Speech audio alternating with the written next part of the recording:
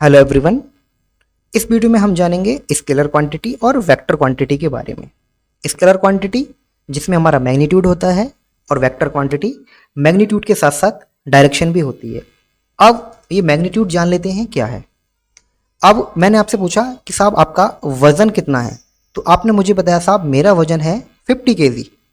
50 kg, तो ये क्या है? 50 क्या है यहाँ पर? आपका मैग्नीट्यूड है। क्या है आपका? मैग्नीट्यूड। मैंने पूछा आप मार्केट जा रहे हैं, कितने समय में आप वापस आएंगे? तो आपने मुझे बताया साहब मैं 1 घंटे में वापस आऊँगा, 1 आवर। तो क्या है आपका? ये मैग्नीट्यूड है। तो मैंने आपसे वजन पूछा, मैंने आपसे समय पूछा, आपने मुझे इन्फॉर्मेशन दी। आपने मुझे इन्फॉर्मेशन दी, तो क्या है हमारा जो आपने इन्फॉर्मेशन दी है? क्या हमारा? मैग्नीट्यूड। मैग्नीट्यूड मतलब हाउ मच, कितना, क्या आपने मुझे जानकारी दी। चलिए इसको एक और समझा देते हैं, थोड़ा सा और समझ लेते हैं। माना ये व्यक्ति ए है, किसी ए व्यक्ति ने मुझसे पूछा कि मुझे बाजार जाना है, बाजार कितनी दूर है? तो मैंने आपको उसको बता दिया कि जो आप मार्केट जा रहे हैं, जो आपका मार्केट है वो आपका 5 किलोमीटर दूर है। तो व्यक्ति चला गया, ए व्यक्ति चला गया, लेकिन वो मार्केट न पहुंचकर वो कहाँ पहुंच गया? वो स्कूल पहुंच गया। कहाँ पहुंच गया? स्कूल। तो मार्केट नहीं पहुंच पाया, वो कहाँ पहुंच गया? स्कूल पहुंच गया। तो क्या मेरी जानकारी गलत थी?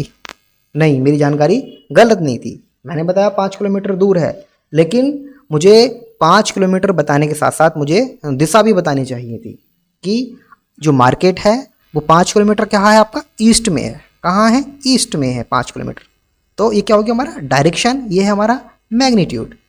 क्योंकि अगर मैं बात करूँ, ये ईस्ट है हमारा, ये वेस्ट है, ये हमारा नॉर्थ है, ये हमारा साउथ है। तो बात है यहाँ पर इंफॉर्मेशन की, तो जानकारी हमें कितनी चाहिए? तो एक इन्फॉर्मेशन चाहिए या हमको 2 इन्फॉर्मेशन चाहिए?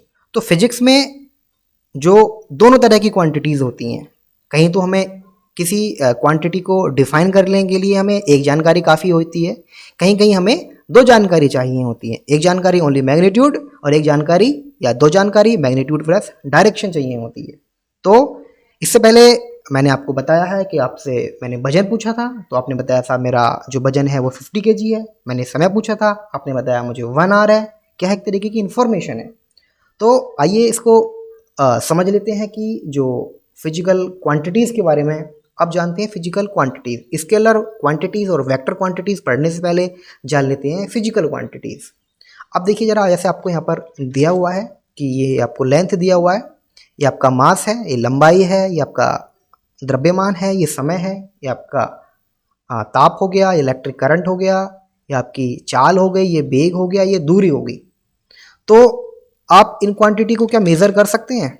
बिल्कुल हाँ, इनको आप मेज़र कर सकते हैं, इनको हम एग्जैक्टली बता सकते हैं। लेकिन ये आपको यहाँ पर दिया हुआ है क्या? ये happiness, sadness, anger, surprise, love, hate, क्या आप इनको डेफिनेटली मेज़र कर सकते हैं? नहीं कर सकते। इनको हम डेफिनेटली मेज़र नहीं कर सकते। तो वही डेफिनेशन समझ लेते हैं फिजिकल क्वांटिटीज़ क्या होती हैं, कि physical quantities are the quantities which can be measure, जिनको हम कैलकुलेट कर सकते हैं, जिनको हम मेज़र कर सकते हैं, वो हमारी फिजिकल क्वांटिटीज़ कहलाती हैं। जैसे हमारी लंबाई हो गया, मास हो गया, द्रव्यमान हो गया, हम इनको मेज़र कर सकते हैं। तो आपको फिजिकल क्वांटिटी समझ में आ गई। और फिजिकल क्वांटिटीज़ हमारी 2 तरीके की होती है, जैसे मैंने पीछे बताया है कि कुछ क्वांटिटीज़ को हमको बताने के लिए या उनको डिफाइन करने के लिए ओनली मैग्नीट्यूड की आवश्यकता होती है, और कुछ को हमें मैग्नीट्यूड के साथ साथ हमें डायरेक्शन चाहिए होता है। जैसे इसको एक समझ लेते हैं, एक छोटे से एग्जाम्पल से इसको और समझने की कोशिश कर लेते हैं। देखिए ज़रा यहाँ पर देख लेते हैं इसको। जैसे मैंने कहा आपके पास एक बाइक है, तो मैंने कहा इसकी जो स्पीड है वो आपको यहाँ पर दी हुई है 50 किलोमीटर पर आवर। और अगर मैं यहाँ पर वेलोसिटी की बात करूँ तो वेलोसिटी है 50 kilometre per hour in the direction of east, west, north या साउथ। आपको अगर आपको स्पीड बतानी है, अगर स्पीड की अगर बात करें तो आपको चाहिए 50 किलोमीटर ओनली मैग्नीट्यूड। लेकिन अगर हम वेलोसिटी की बात करेंगे तो आपको डायरेक्शन भी जरूरी होती है, तभी आपका सही होगा।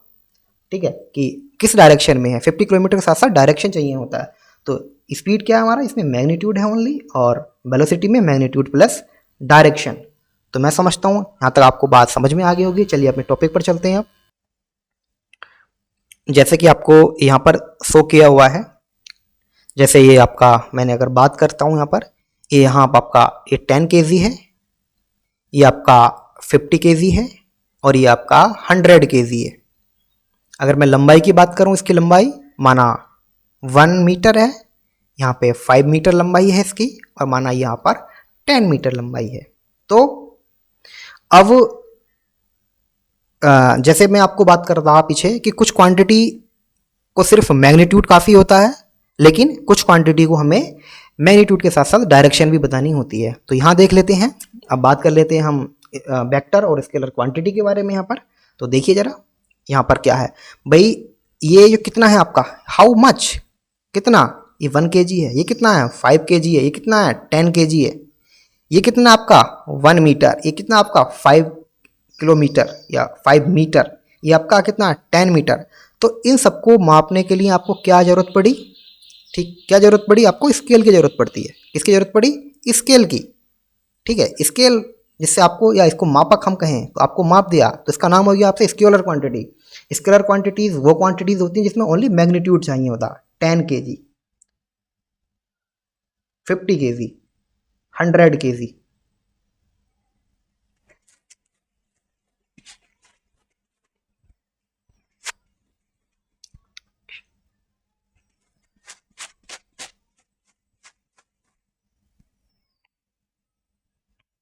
तो ओनली मैग्नीट्यूड आपका स्केलर क्वांटिटी हो गया।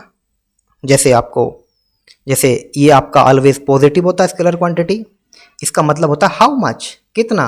ये हमको बताता है न्यूमेरिकल वैल्यू 1 2 10 1/2, और ये हमको बताता है बॉडी का साइज या क्वांटिटी कितनी है। जैसे आपका 10 kg शुगर क्या है आपका, ये क्वांटिटी तो है, ये मैंगोज है, ये संख्या तो है। जैसे एग्जाम्पल हमारा डिस्टेंस हो गया, स्पीड हो गया, लेंथ हो गया, वॉल्यूम हो गया।